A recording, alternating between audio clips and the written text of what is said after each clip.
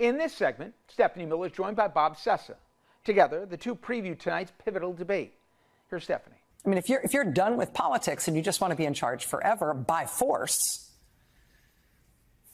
then no one can be allowed to contest the leader or to question the leader.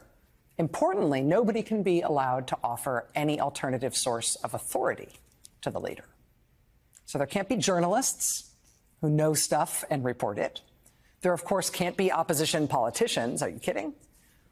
There can't ever be anyone who runs against him. That would mean taking your life in your hands.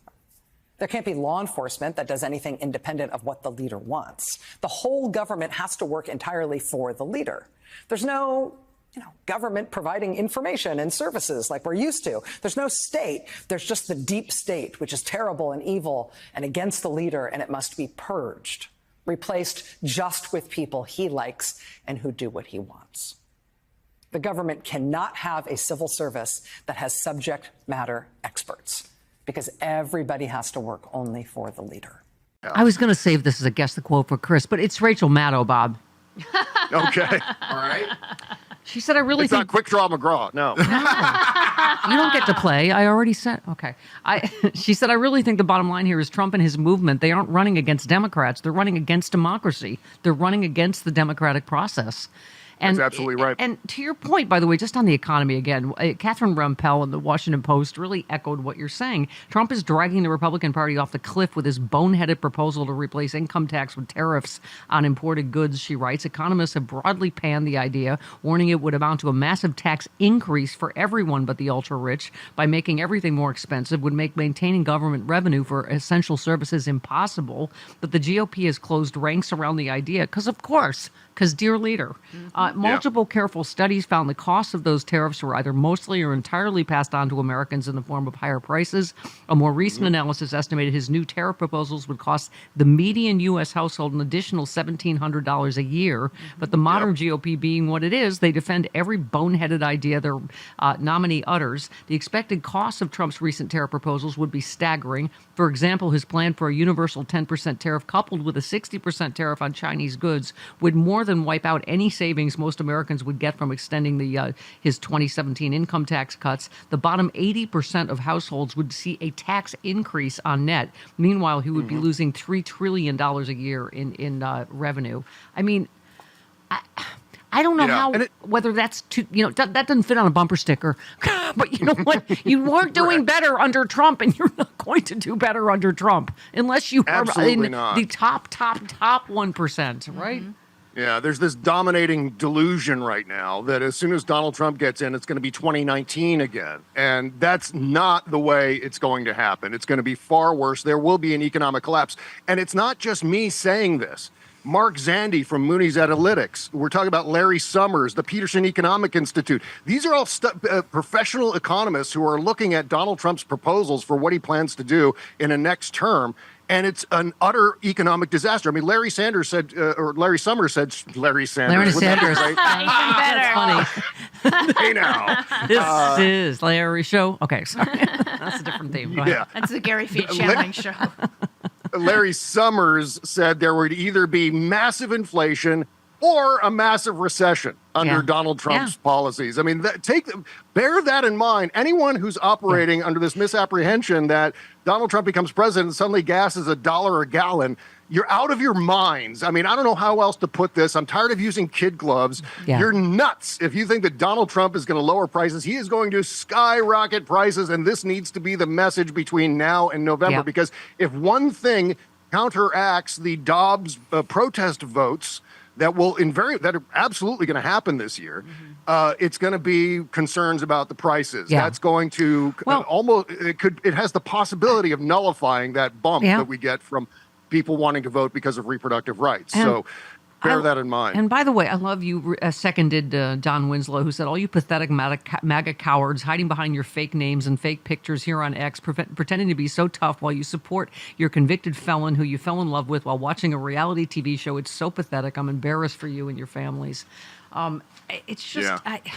And my sister in North Carolina, there are so many lunatic candidates, the one for governor, the one for school board. Like, it's like he's made not only is Trump a lunatic, but he's made it okay for other lunatics to think they can be in office. Yeah. I mean, it's conspiracy theorists. Yeah. I mean, there's a whole thing of people cosplaying as Donald Trump. And it's not just dressing up in the costume, which we've seen before, but from grown men, from like 70-year-old men dressing up like Donald Trump. Yeah. It's a staggering thing to observe. But beyond that, just like, okay, well, let's behave like flailing morons, just like Donald Trump. That's a great idea. That works in the social media age. In addition to all his usual lunatic conspiracy theories, the North Carolina governor candidate thinks that the U.S. government staged Pearl Harbor. Okay. Anyway, Bob, I've been quoting you over and over again just on all of the old Hillary Clinton Inquirer, covers. You said Biden is old is the new Hillary is dying. Wall Street Journal, MAGA propagandists are the new Inquirer. And you just said another banner news cycle for the political press. Because you retweeted Ted, who said it wasn't just Republicans. They managed to get mainstream media outlets to run with it. And here's the headlines. Clinton's health scare, NBC, ABC, Hillary's health scare creates a major campaign moment. Well, because you helped them create this. And meanwhile, she's doing back handstrings across the Tony stage. Yes, she looked great at the Tonys. My God. And yes, I remember very clearly in 2016, every time I go to the grocery store, seeing Inquirer cover after Inquirer cover saying Hillary is dying. But it wasn't just that. It was the entire Republican establishment. It was Joe Rogan. And then it was the political press, by and large, joining in. Yeah. And here we are again with the same tactic. Everything old is new again. Yep. They're recycling the same BS against Joe Biden, and it is complete BS, because what we're talking about when it comes to Joe Biden is old is fear the black woman vice president. And by the way, it's a racist dog whistle. If you're playing along with the Biden is old thing, you're playing along with a Fox News racist dog whistle is what you're doing. And by the way, maggots are going to get even angrier. You retweeted Rachel Maddow, who said starting July 1st, 12 Republican states will be blocking Pornhub. Men are going to lose it. Oh yeah, that's like a huge. sleeper story for this summer. That's going to be huge. God. Yeah, I mean, literally, there are a bunch of states that you're no longer. It's not just Pornhub; it's all online porn. Yeah. You won't be able to access online porn unless you submit a photo ID to the pornography website that you want to visit. And Listen, unless you that's have, not gonna happen. I like it. I like it in the ear. I like it in the ear. ear. The only ear porn I need is the Bob Seska Show. Sexyliberal.com. Porn. It's true. He gets right in my ear. Ear porn. Yeah. I love you. He gets right in your ear holes. Right, I'm Oh in my the God. don't get happy, and then I do feel generally positive like you do, but there are things that terrify you. All of the X factors, right? Including any foreign power, including Putin, including Kim Jong-un, including Netanyahu, might do to try to get Trump reinstalled. But what we're talking about, just for people that know, it was on CNN. The network's senior political data reporter said he was speechless at Trump's surge from 7% support at this point in 2020 to 21% now among black voters. And Biden's plummet from 86% to 70% in the same period. He said, we're careening towards a historic performance for a Republican presidential candidate, the likes of which we've not seen in 6 decades. Trump appears to have made particular inroads with younger black voters under the age of 50. Holy cow, folks. Okay, we got to get Frangela to Black Mama this, if it's even vaguely true.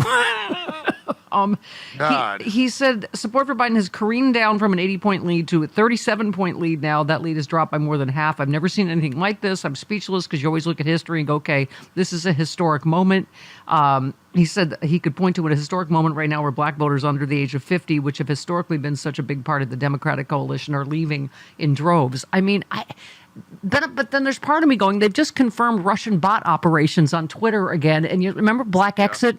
That they were, Dem Exit, all that stuff they were pushing, back in the last election, right, Bob? It's like you don't know what to believe, but it's obviously designed to make us panic. It's working for me. Oh, yeah.